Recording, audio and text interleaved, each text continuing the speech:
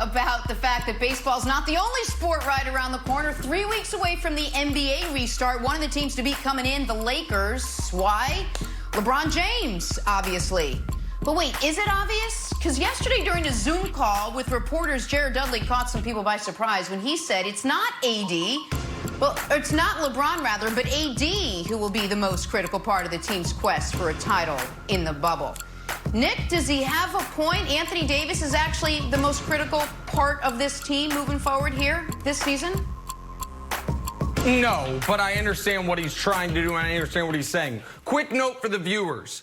I've got a special reward for you at the very, very end of this segment. So I don't normally do mid-segment promos, but at the very end of the segment, if you stick through it, I've got something for you. But on this specific point, listen, great team. We know what we're getting from LeBron. We know what we're getting from LeBron come the playoffs. It's quite simply the greatest show in sports. It is an annual tradition. Last year, we were deprived of it. But every year for the last decade, post-2011, we have the best player ever playing his best basketball at the most important time. It's the most reliable, best thing in sports television, playoff LeBron James. Anthony Davis is a little more of a question mark. Not because, Wilds, he hasn't been great in the postseason. His averages all go up in the postseason. Points, rebounds, blocks, they all go up. But the sample size is minute, only 13 games, and he's never played a single playoff series where his team was the favorite. Now, every series he plays, his team will be the favorite.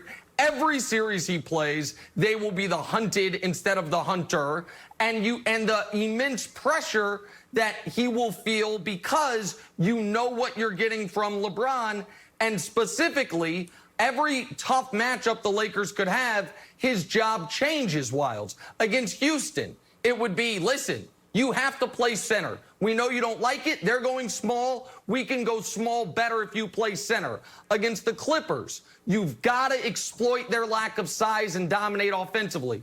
Against the Bucks, if you want us to play a center with you, then you're going to have to guard Giannis a lot or else the matchups don't work. So each series, his responsibility changes, and the expectations for him are different than they've ever been. So, no, the most critical piece is obviously LeBron, but he's also the most reliable piece. So I think what Jared Dudley is saying is, for us to win the title, we need Anthony Davis, playoff Anthony Davis, to be similar to playoff LeBron, and that's more of a question mark, Wilds.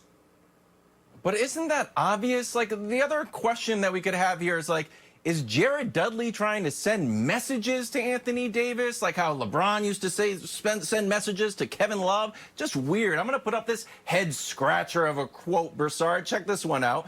It said, hold on a second. Oh, I love this quote. We're going to need him to be physical. We're going to need him to be dominant. Defensively, I don't have any worry. And offensively, it's not a worry. I just want him to be aggressive. So special teams is going to be a challenge, Broussard, for Anthony Davis. But I don't know what Jared Dudley is doing here.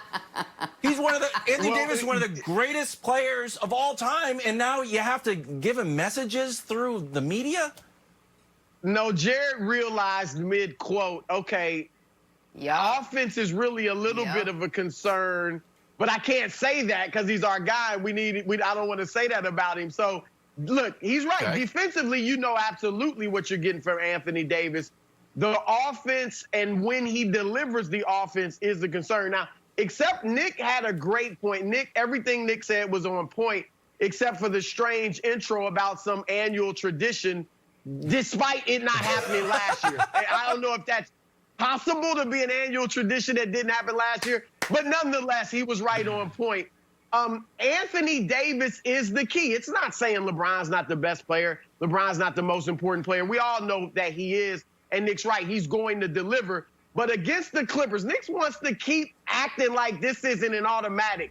Against the Clippers in the Western Conference Finals, Anthony Davis is the key. Again, we know what LeBron's going to do. He's going to be great. However, they've got some good matchups from LeBron. I don't think LeBron will just take over the series and destroy everybody because you got Kawhi Leonard, Paul George, Marcus Morris, others you can throw on LeBron.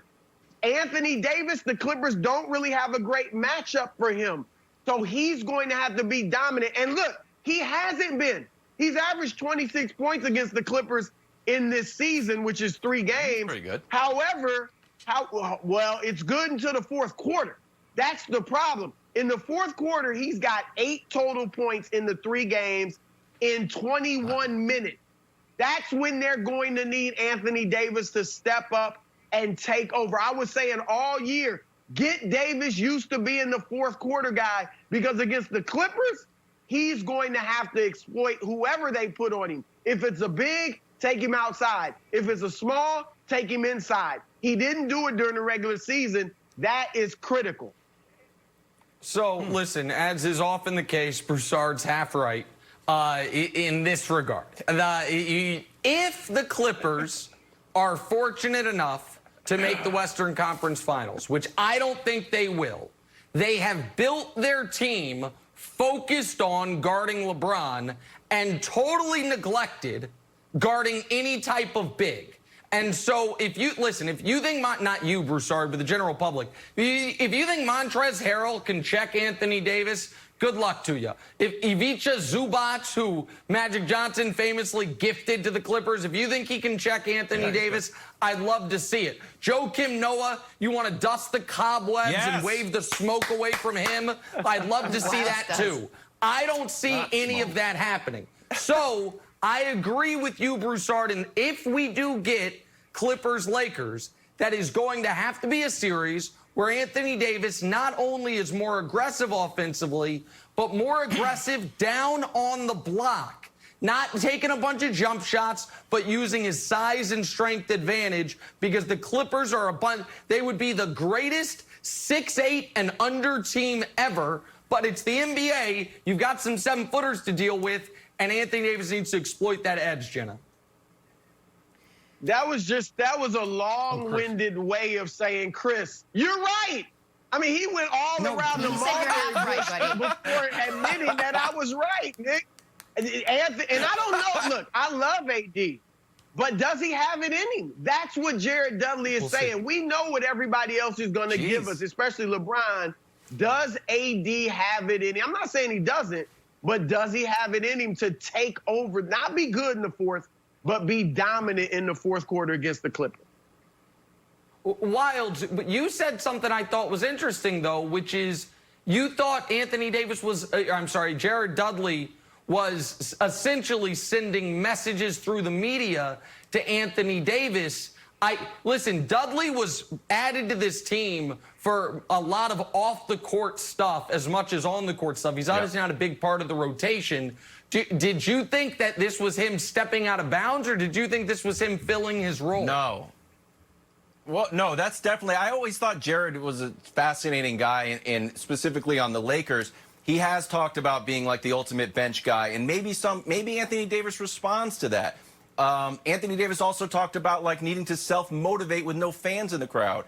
So, Broussard, just real quick, I know we have to go to break. Oh, and we have Nick's tease that he's been teasing for 6 minutes, so we want to get to that.